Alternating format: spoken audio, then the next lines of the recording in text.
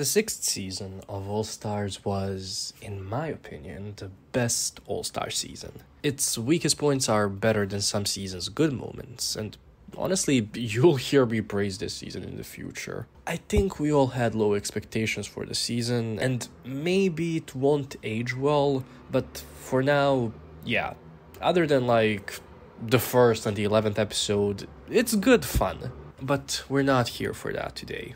We're here to see, based on what we were shown in the season, who should win it. Eureka, Ginger Minj, Kylie Sonique Love, or Raja O'Hara.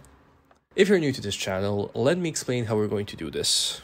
So, we're going to go over 3 categories. First, who had the best track record? Here, based on this point system, we calculate each queen's overall score to see how many points they earned in the episodes that they competed in. With this format of All Stars, the lip syncs where the winner lip syncs against the lip sync assassin does not matter, as those wins or losses happened against queens that were not in the competition. Furthermore, those lip syncs don't guarantee a winner on the contestant side, so if we were to count the wins there, the maximum amount of points that could be earned each episode would fluctuate, they would never be fixed, and that would be no good. Second, who was the top of the competition the most? This category confuses people many a time, and I don't know why, but let me explain. As we have established, each episode queens earn points. Thus, obviously, after each episode, there is going to be a queen, or there are going to be queens that have the highest score. That's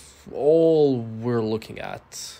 Who had the highest score the most? And last, but not least, the category of who had the best storyline, as in, whom did the producers show as having a winner storyline? People usually think that this means whose storyline did I like the most, but that's not it. So let's get into it. With the first category, we have to establish something. The everyone's in the bottom twists are nonsense. 4 people being up for elimination is nonsense. However, as we are looking at this from the lens of how the season was presented to us, we have to take that into account and not the, let's say, more correct placements based on the critiques. Those I will show in the ranking of the cast video once the season is over. So, from the top 4, who has the best track record? Well, 2 queens have earned 30 points, and 2 have earned 32 points. So we're going to have a tie for this round. The bottom pair here are Kylie and Ginger. And that's right, Eureka and Raja have the highest scores of the season.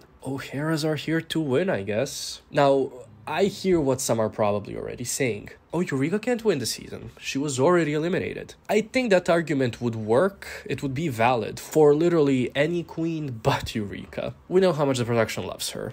With her winning, the show could scream, "Look how inclusive we are!"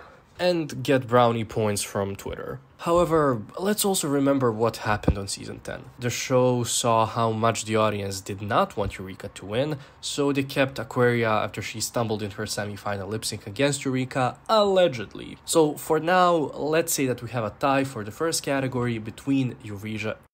For now, let's say that we have a tie for the first category between Eureka and Raja.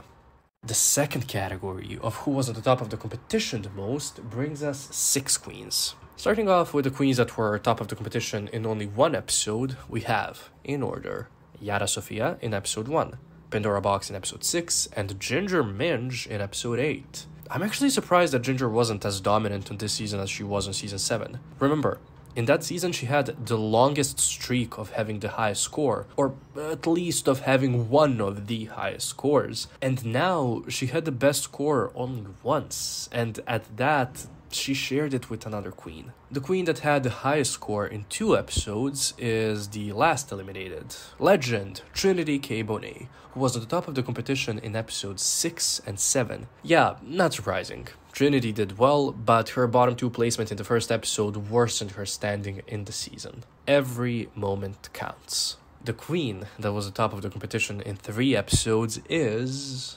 Eureka O'Hara, and so in episodes 6, 8, and 10, which means that the winner of the second category is Raja O'Hara. We love to see it, having the highest score in 8 episodes, those being episodes 2, 3, 4, 5, 6, 9, and 10. And just for fun, Let's compare the highest score in each episode with the highest score possible. Yep, there is that.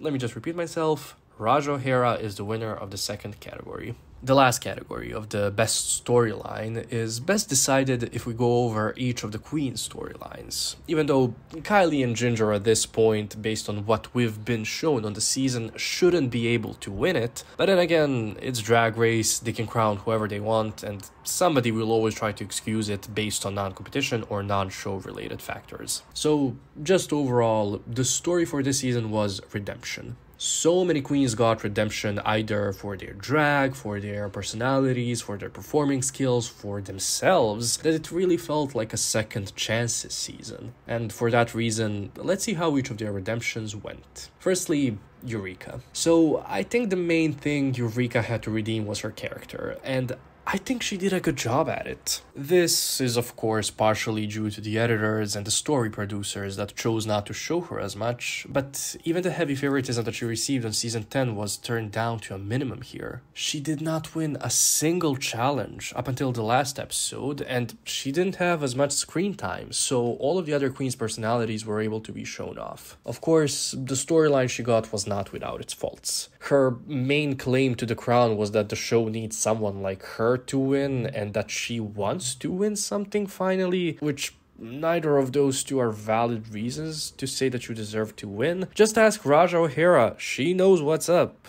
In the season's last two episodes, she did revert back to season 10 Eureka, but that's probably due to stress and everything, so I'm willing to look past it. Next, Ginger Minj. Ginger needed to redeem her All-Stars 2 performance. However, what I think Ginger doesn't really get is that her weakest point was never her personality, nor her performances in challenges, but it was her looks.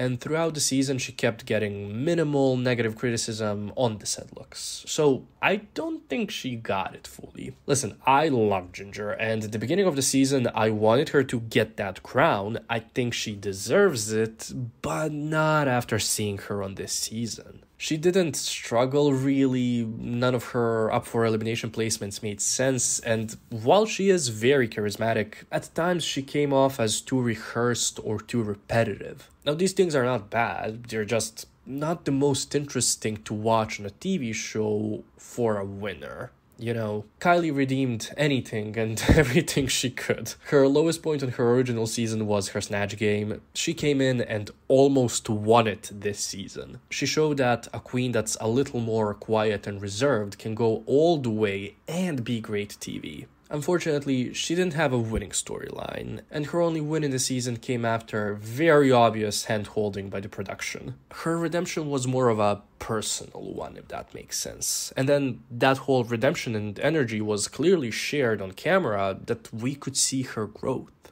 Kylie is like a success story of All Stars in that way. As is Raja O'Hara. The way Raja's redemption happened in the season was stellar. She came in and grabbed us by our throats, slammed us onto the ground, and then beat the living shit out of us with her talents. Many talents. She then took a break to let the other queens show what they can do and also to give us a breather, and then she was back on top. She showed us how much she grew from season 11, but also how overlooked and misunderstood she was on there. Her redemption was perfect. I just have to repeat myself. Thus, I believe that the winner of this category is Raja O'Hara.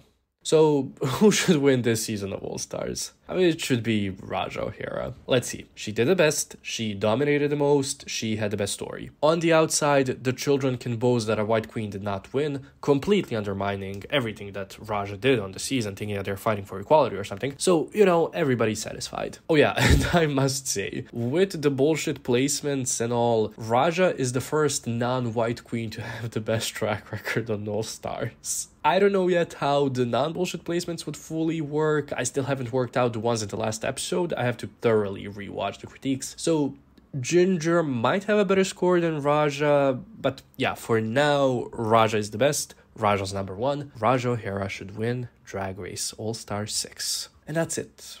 That's the video. If you ask me who I want to win, it's Raja again. I liked her on season 11. I hated how she was presented on there, and I was so glad to see her back killing it. But whom do you want to win? Whose team are you on? Sign off in the comments, and thank you for watching.